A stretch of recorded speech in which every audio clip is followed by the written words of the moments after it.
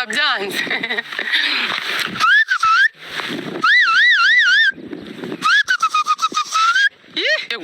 ngiye kugabira inka inshuti zanjye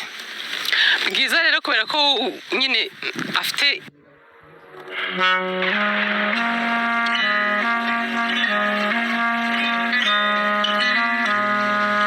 banze nirangirira inka nari mbikumbuye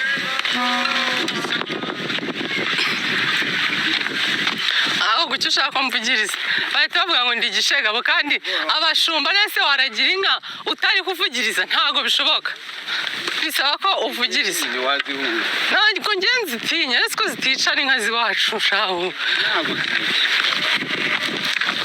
akubanza ubwatsi bwarabonetse ko izi nka zihaze waziragiye wagira ngo waziragiye mu mirima y'abandi ndakurahiye akifite amezi sabe ushaka kugena ikagukubita ikakwica ukabibona ko iri seri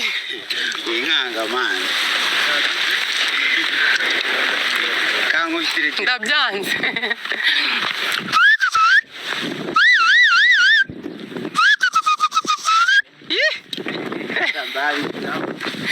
birakureba